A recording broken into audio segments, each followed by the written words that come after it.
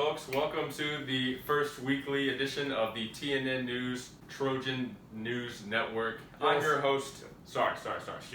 I'm your host, Ben Brick, here with my co-host, Sage Delfino, here to present you all things Troy cross-country here over the course of this cross-country season. Sage, how was That's your right, Labor Day? Bennett. That's right. How was your Labor Day weekend, Sage, as we ease into the podcast here for all those of you tuning in? My Labor Day weekend was Yeah. filled with amazing events. Okay, yeah, good stuff. Amazing. Yeah, Amazing events. same here. I did a lot of just hanging out, chilling, getting ready for the podcast, doing a lot of prep here. Yes. As you can see, I got quite a few stacked papers here. But without further ado, folks, here we are. We're going to go ahead and get started.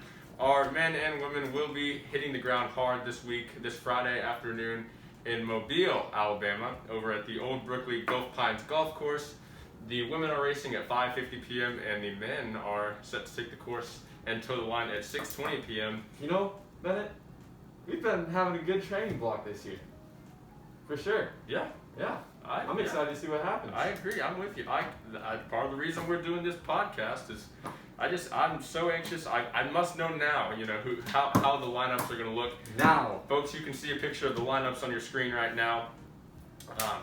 As you can see, we have a few notable people sitting out on the men's side, but for the women, we've got a pretty full roster. So, Sage, Yes. is there anyone you've got your eye on here going into the first race Well. to kick off the 2020 season? Good question. Yeah. Thank you. Yeah. All the girls, women, my bad. Yeah. All the women have been training, very hard. But recently on Strava,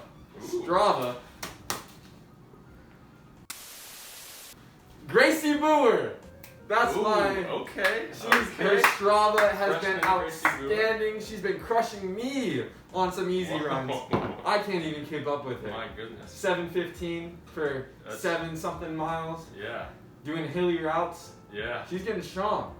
Yeah. Absolutely. Very strong. Absolutely. That's fantastic. I'm sure that all the freshmen will be very excited to race. Yes. Tiana, Lexi. Yeah. They're going to be up there as well. Lexi. Yeah, so we do have 3 freshmen sitting out this week on the men's side. Sadly, they came down with a case of coronavirus, but we're hoping to have them back for the next race. Oh. Now, as for the men, anyone on your radar for a breakout race on the men's side? Or? Always, Oh, okay. always on my butt during workouts. Okay. Passing me Okay. through the 800. Okay. Pulling me through the workouts. Okay. Gabriel Peacock. Okay.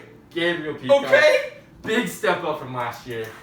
Big step up. He's looking great. He didn't have it last year. That's right, he did not. Yeah, this is his first year of cross country. Gabriel Peacock, you're my number 1 prediction.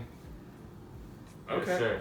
Yeah. I definitely agree with that. I mean, anything, it doesn't matter what he runs, it's going to be a PR. So Yeah, that's right. that's a great way to look at it. If there's anyone that I am just surefire that's going to PR, it'll be Gabriel Peacock because it's a 100% chance as long as he finishes the race.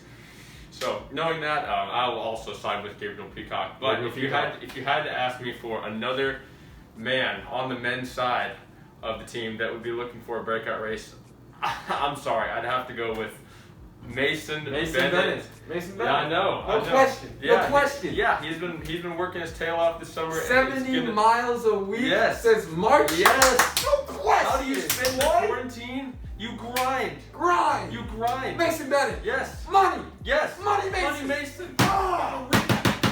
Ah. Money Mason. Ah. And he's gonna.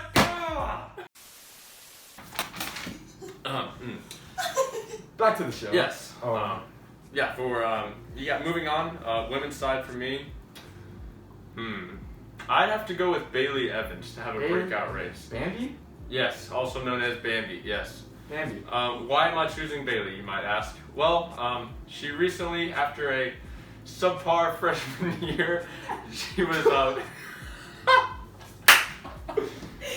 she kind of found herself this summer after a bunch of setbacks, and kind of a close talk with coach about how she was going to approach this season. She said she's been very focused heading into this fall. Her runs have been going a lot more smooth. She's been doing kettlebell workouts. That's just something else that she's been trying to build up her strength with, and she just feels a lot more confident heading into this season. They always say heading into a new college system it's difficult to adjust to the new training as a freshman. So having that year under her belt, I think she will use that to her advantage here coming into her sophomore year for a breakout race at the Azalea City Classic here this Friday in Mobile, Alabama. Yeah, so next up here we have the biggest bold prediction. Men's, women's, other teams. We do say this is Trojan News Network, but if you've got anything to say, biggest bold prediction heading into this Friday, what do you got for me today?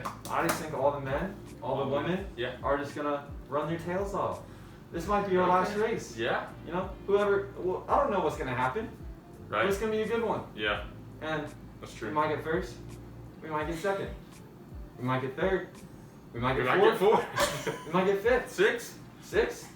Seven. Eighth. I don't know how many teams are gonna be there. I don't know. All I know is that we're gonna run our race. Yes. Every single one of us. Yeah. Run the race within the race. That's a hot take. I don't know if I can handle that.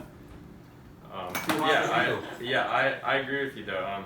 Fantastic news heading into this Friday. So we'll keep you all in touch and up to date with everything Troy cross country heading into the race and heading into the season. So stay tuned. Thank you all for watching this episode of the TNN News Podcast. Like, comment, subscribe, and wear a mask. Yes. Do your homework. Cut. I got the magic in me. I got the magic, baby. Every time I touch that track, it turns into gold.